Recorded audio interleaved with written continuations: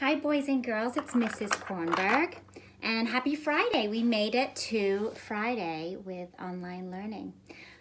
So I have my calendar here, and you can see it's still March 2020, and we are all the way up to Friday. So if we look at this column, it says Friday, and this number is, can you tell me the numbers?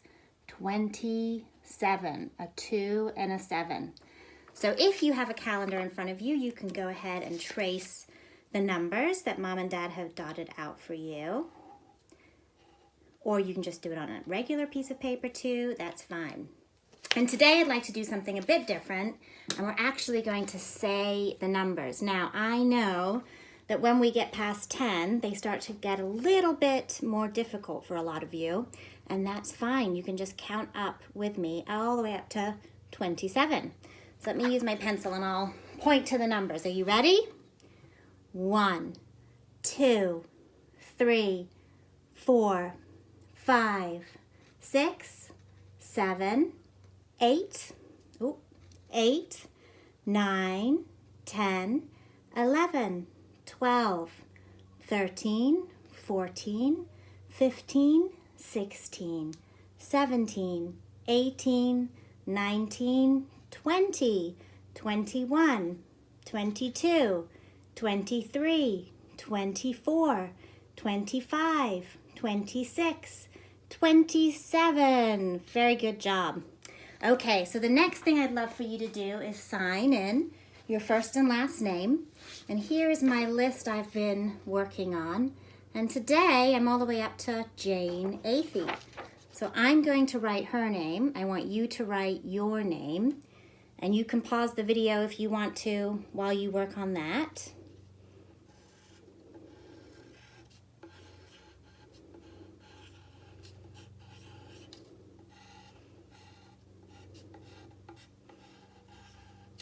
Okay.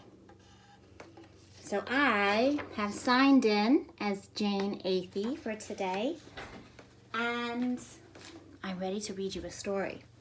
Now, I'm going to read first today before we do our activity because this book is called Rosie, Revere, Engineer, and it's all about her making things.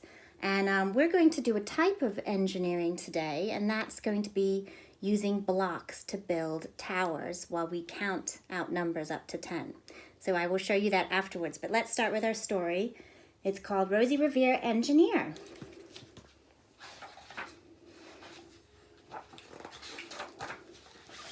Okay. This is the story of Rosie Revere, who dreamed of becoming a great engineer. In Lila Greer's classroom at Blue River Creek, young Rosie sat shyly, not daring to speak.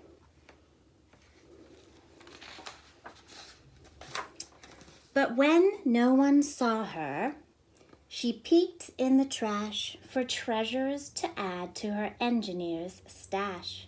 And late at night, Rosie rolled up her sleeves and built in her hideaway under the eaves.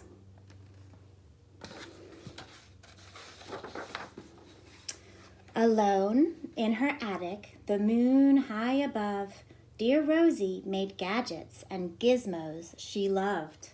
And when she grew sleepy, she hid her machines far under the bed where they'd never be seen.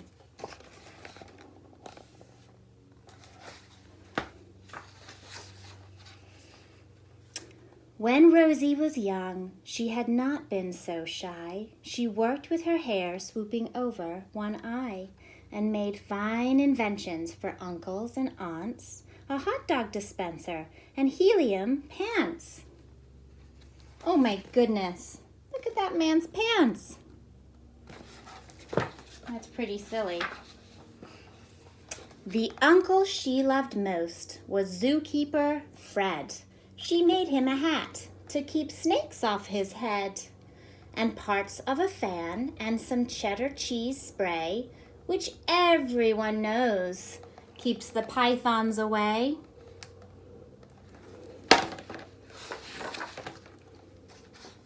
And when it was finished, young Rosie was proud, but Fred slapped his knee, and he chuckled aloud. He laughed till he wheezed, and his eyes filled with tears, all to the horror of Rosie Revere, who stood there embarrassed, perplexed, and dismayed. She looked at the cheese hat and then looked away. "I love it," Fred hooted. "Oh, truly I do." But Rosie Revere knew that could not be true. She stuck the cheese hat on the back of her shelf, and after that day kept her dreams to herself.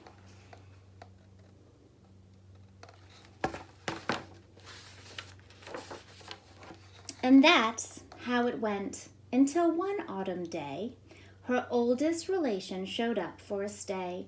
Her great-great-aunt Rose was a true dynamo who'd worked building airplanes a long time ago. She told Rosie tales of the things she had done and the goals she had checked off her list one by one. She gave a sad smile as she looked to the sky. "The only thrill left on my list is to fly. But time never lingers as long as it seems. I'll chalk that one up to an old lady dream." That night, as Rosie lay wide-eyed in bed, a daring idea crept into her head. Could she build a gizmo to help her aunt fly? She looked at the cheese hat and said, "No, not I." But questions are tricky, and some hold on tight, and this one kept Rosie awake through the night. So when dawn approached and red streaks lit the sky, young Rosie knew just how to make her aunt fly.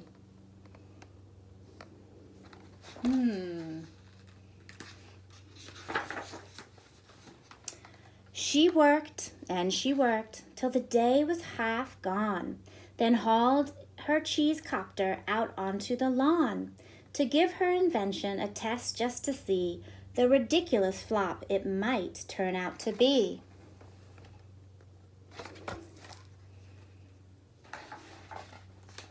Strapped into the cockpit, she flipped on the switch.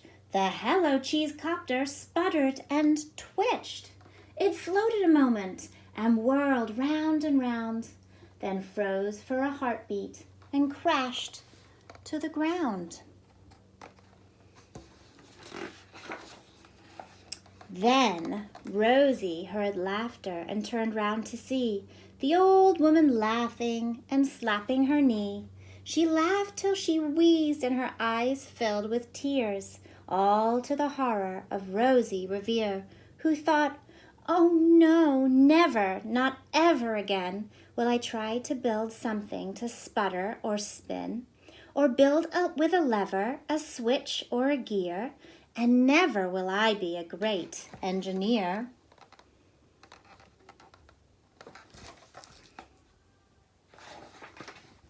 She turned round to leave, but then Great-Great-Aunt Rose grabbed hold of young Rosie and pulled her in close, and hugged her and kissed her and started to cry. "You did it! Hooray! It's the perfect first try. This great flop is over. It's time for the next." Young Rosie was baffled, embarrassed, perplexed. "I failed," said dear Rosie. "It's just made of trash. Didn't you see? The cheese copter crashed." "Yes," said her great aunt, "it crashed. That is true. But first it did just what you needed it to do. Before it crashed, Rosie, before that, it flew."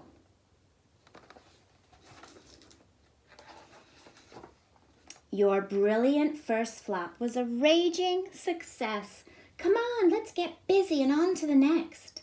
She handed a notebook to Rosie Revere, who smiled at her aunt as it all became clear. Life might have its failures, but this was not it.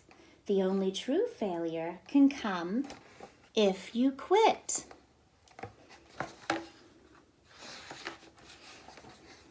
They worked till the sun sneaked away to its bed. Aunt Rose tied her headscarf around Rosie's head and sent her to sleep with a smile ear to ear to dream the bold dreams of a great engineer.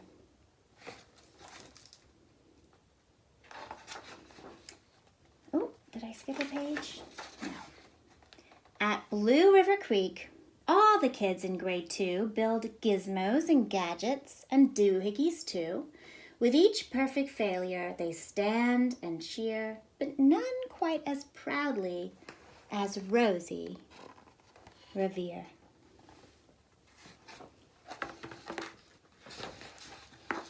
So, I want you to ask yourself, is it okay to make mistakes? I think you'll find that the answer is yes. That's the way we learn, by making mistakes. And when we find out it's a mistake, we can find a way to fix it and do even better the next time. So I love this book. It's a great one. Okay, so the next activity, you're going to need some Legos.